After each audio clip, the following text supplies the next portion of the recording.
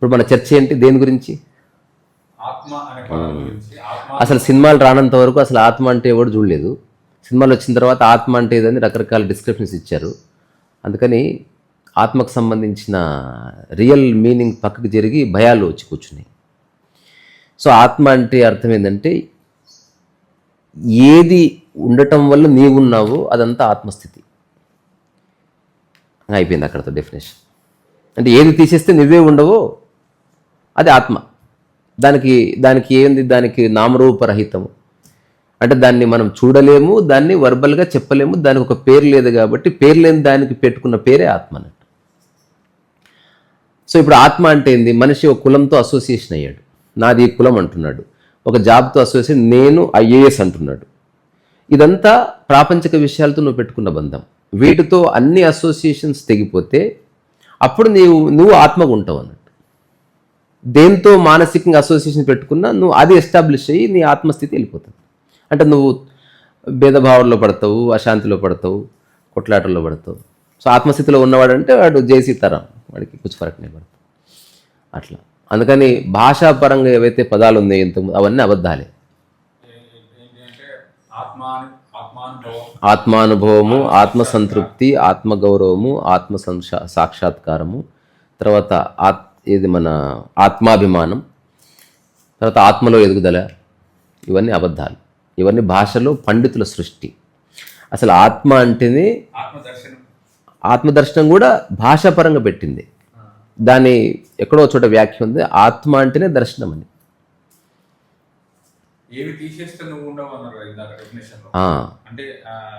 ఉదాహరణకి గాలి తీసేసినాం అనుకో, ఇప్పుడు ఆత్మ అనేది ఒక ఎంటిటీ కాదు. ఇప్పుడు ఆహారం అనేది ఒక ఎంటిటీ కాదు, it's a combination of many things. ఇప్పుడు ఆరోగ్యం అన్నది it's a combination of many things. ఇప్పుడు ఆరోగ్యం నిర్వచించుద్దాం. నువ్వు చిన్నప్పటి నుంచి చాలాసార్లు ఆరోగ్యంగా ఉన్నావు కదా, నిర్వచించుద్దాం. అది పోలిక వల్ల వచ్చింది. What is health? నేను చెప్పన్నా, ఎవరు నిర్వచించలేడు. దాని యొక్క ఒకానొక నిర్వచనం అందరూ ఒప్పుకున్నది నీ సహజ స్థితి అని. డెఫినేషన్ అయిపోయింది. మరి ఆరోగ్యం రావడానికి ఆరోగ్యం ఒక్కటి లేదు, అది ఇన్విజిబుల్ థింగ్. అది ఆరోగ్యం ఎట్లా వస్తుందంటే రకరకాల కారణాల చేత. సరైన గాలి, సరైన నీరు, సరైన ఆహారము, సరైన మనస్సు, ఇవన్నీ కలిస్తే ఆరోగ్యం ఉన్నట్టుగా ఆత్మ అన్నది లేదు. కానీ ఆత్మ అనేది అనుభవంలో, ఆరోగ్యం అనుభవం అవడానికి కారణం నేను తాగిన నీరు కారణం. ఇప్పుడు నీరులో ఒక్క విషం చుక్క ఆరోగ్యం పోయిందా? నువ్వు పీల్చే గాలిలో చిన్న పాయిజన్ కలిసింది పోయిందా? నువ్వు అంత బాగుంది, పక్కన ఎవరో తిను, బాడకో తిను, దరిద్రపు తిండి అన్నాడు, మనసు చెడిపోయిందా? ఆరోగ్యం చెడిపోయిందా? ఎవరితోనో అటాచ్మెంట్ ఏర్పడ్డది, వాడు చక్కగా చదవలేదు, వాడు చచ్చిపోయాడు, వాడు బాధపడ్డాడు, దాన్ని నువ్వు ఓన్ చేసుకున్నావు, నీ ఆరోగ్యం పోయిందా? సో ఆరోగ్యం ఎప్పుడు ఉండేదాన్ని నాశనం చేస్తున్నది ఎవరు? మనస్సుకు సంబంధించిన వ్యవహారమే కదా. అందుకని మనస్సు అనేది లేకపోతే మిగిలేదు పూర్ణ ఆరోగ్యం. అది శరీరం పరంగా సరే, ఏదైనా చెత్త తింటే ఆరోగ్యం పోతుందని అనుకుందాం. ఆత్మకి ఆ అవస్థ కూడా లేదు. సో మనస్సు ముట్టుకోనిది, లేదా మనసు ద్వారా సృష్టించనిది, లేదా మనిషి సృష్టించింది అంతా ఆత్మనే. ఇప్పుడు ఉదాహరణకి గాలి అన్నది ఆత్మ వస్తువు. గాలి ఆత్మ వస్తువు, భోజనం కూడా అది ఏ భోజనం అన్నది ఆత్మ వస్తువు. అందుకే సాత్వికం అన్నారు. మళ్ళీ మనకి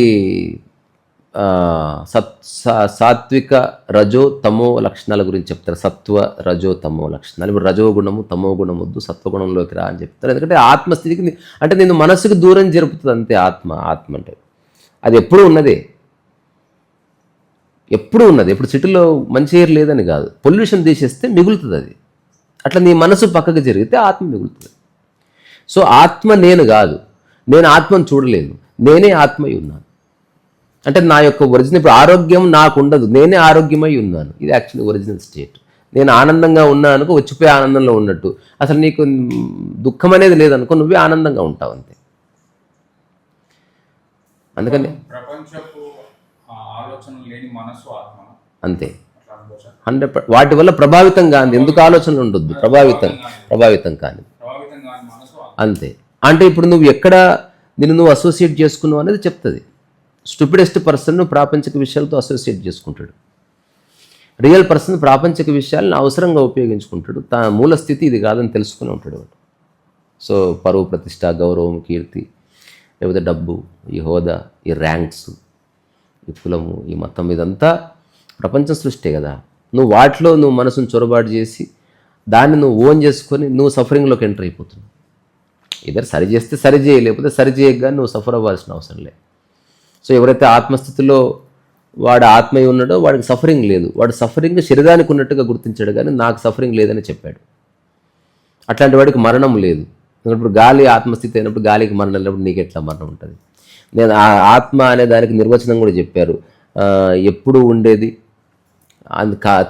త్రిగుణాతీతము, అన్ని కాలాలకు అతీతము, తర్వాత అది అవినాశి, దానికి పుట్టుక జనన మరణాలు లేనిది, దానికి ఉచ్చ నీచాలు లేనిది, ఇట్లా చెప్పారు దాని యొక్క లక్షణాలుగా. దాని అర్థం ఏంది? ఉన్నదే అది అని. అంటే నువ్వు వేలు పెట్టకపోతే అంత ఆత్మవస్తువే ఉంది.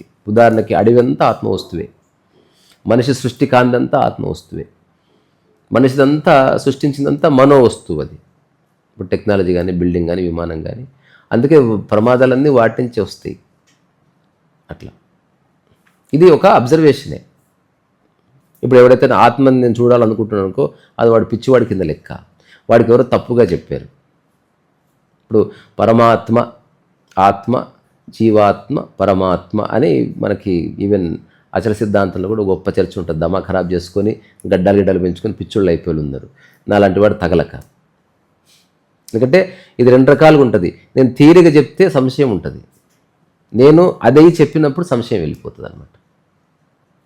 దానికి ప్రూఫ్ అందరూ గొప్ప గొప్ప ఫిలాసఫీలు చెప్పొచ్చు, కానీ ఎందుకు నమ్మకం కలదంటే చెప్తున్న వాడికి కూడా డౌట్ ఉంటుంది. సో చెప్తున్నవాడు అదే చెప్పినప్పుడు ఎదుటి వ్యక్తికి సంశయం వెళ్ళిపోతుంది. అంటే నేనే రా ప్రమాణం.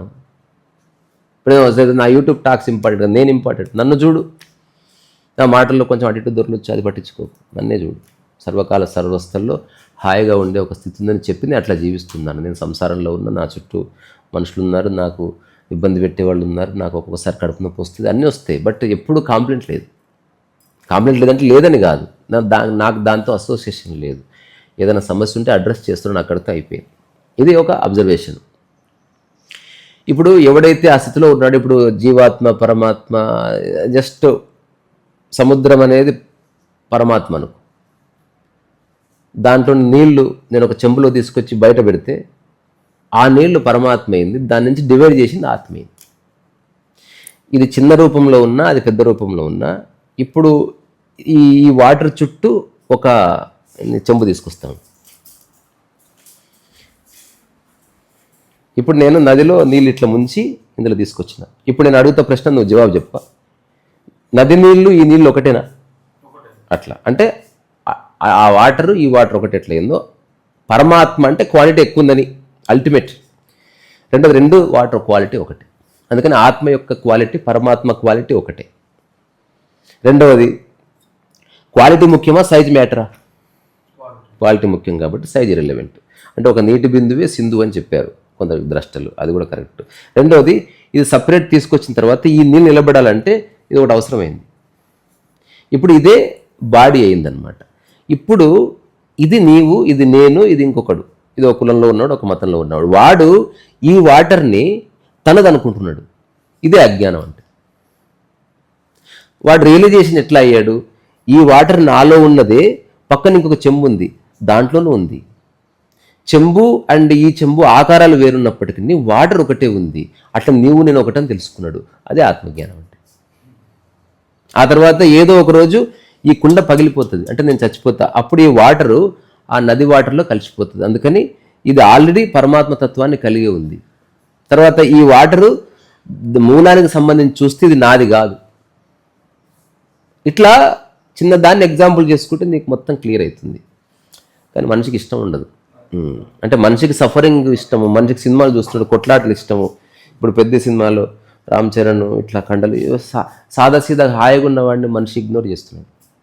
వాడు చాతగా ఉన్నాడు రా అంటున్నారు.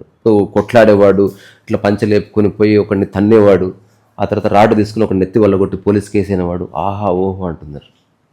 అసలు చిటికల్లో సమస్య పరిష్కరించేవాడి మీద మనిషికి ఆసక్తి లేదు. మౌనంగా ఉండి అద్భుతాలు చేసిన వాళ్ళ మీద ఆసక్తి లేదు. అట్లాంటి వాడిని దేవుని చేసి, వీడు దేవుడు కాబట్టి వాళ్ళ మనం బతుకొద్దని నిర్ణయించుకుంటున్నారు. వాళ్ళలాగా మనం ఎక్కడ ఉంటాం? అట్లా ఉండాలంటే గొప్ప జన్మ తీసుకోవాలి. ఆయన ఏ చిక్కు చింత లేకుండా ఆయన ఉండగలడు, మనం ఎక్కడ ఉంటాం? మన వల్ల కాదు. ఇదేంది ఈజీ టు ఎస్కేప్ అనమాట. అట్లా ఉంటే నీకు ఈ ప్రాపంచిక వ్యవహారాల్లో నీకు దొరుకుతున్న రసం దొరకదు నీకు. అది ఒప్పుకోవాలంటే మనిషికి ధైర్యం సరిపోదు. అందుకని చివరి మాట ఏంటంటే, ఆత్మ అంటే ఒక పదార్థము కాదు, ఆత్మ అంటే కంటికి కనబడేది కాదు, ఆత్మ అన్నది స్థితికి సంకేతము. దానికి ఆధ్యాత్మికతలో రకరకాల పదాలతో చెప్పారు. సో హృదయము, తర్వాత సంస్థిత స్థితి, తర్వాత ఆత్మ, ఆ తర్వాత పరమాత్మ, ఆ తర్వాత ఏమంటారు అవినాశి, ఆ తర్వాత మరణము లేనిది, ఆ తర్వాత సత్యము, తర్వాత రంగు రుచి వాసన లేనిది, ఆ తర్వాత రూపము కానీ పేరు కానీ లేనిది, ఆ తర్వాత ఎవరున్నా లేకున్నా ఎప్పటికీ ఉండేది, ఎవరు ఎట్లా ఉన్నా అందరిలో ఉండేది, మనిషి నాశనం చేయాలనుకున్న నయనం చిందం విశస్త్రాన్ని, అంటే ఏదైతే నిప్పులో కాలదో, ఏదైతే నీళ్ళలో నానదో, ఏదైతే ఎండకెండదో అదే సత్యం అని చెప్పారు. ఇదంతా ఒక ఎక్స్ప్లెనేషనే. ఎగ్జాంపుల్, ఈ ఆత్మ అన్న చోట నేను రామలక్ష్మణ్ మాస్టర్తో ఒక వీడియో చేసిన. ఇంత కాంప్లికేట్ చేసుకోవద్దు లైఫ్ని. ఈ ఆత్మ అన్న చోట ఆకలిని పెట్టు. ఇప్పుడు నేను చెప్పిన అన్ని స్టేట్మెంట్స్ వర్కౌట్ అవుతాయి. ఆకలి అంటే నీలోను నాలోను ఉండేది.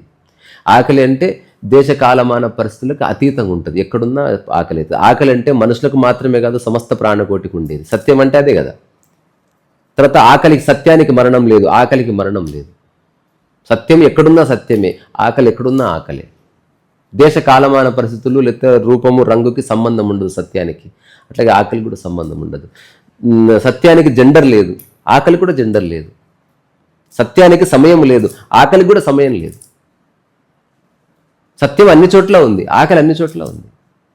సత్యము వ్యక్తికి పరిచయం కాదు, వ్యక్తిగతం ఉండదు. ఆకలి వ్యక్తిగతం ఉండదు.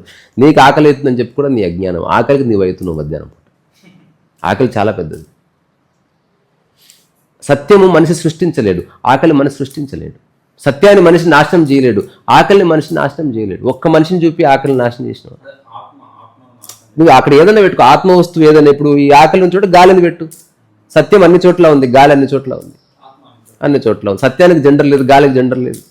సత్యం లేకపోతే మనిషి బతకలేడు, గాలి లేకపోతే మనిషి బతకలేడు. సత్యానికి సమయం లేదు, గాలికి సమయం లేదు. సత్యం అన్ని చోట్ల ఉంటుంది, గాలి అన్ని చోట్ల ఉంటుంది. ఇదే ప్లేస్లో ప్రశాంతత పెట్టు. అడవిలో ఉన్న చీమకు ప్రశాంతత ఉంది, అన్నిటికీ ఉంది. ప్రశాంతతకి ఆడమోగలేదు, సత్యానికి ఆడమోగలేదు. దానికి పుట్టుక జనన మరణాలు లేవు, ప్రశాంతతకు జనన మరణాలు లేవు. నువ్వు ఉన్నా లేకున్నా సత్యం ఉంటుంది, నువ్వు ఉన్నా లేకున్నా ప్రశాంతత ఉంది. అసలు మనుషులందరూ పోతే మిగిలింది ప్రశాంతతే కదా భూమి మీద.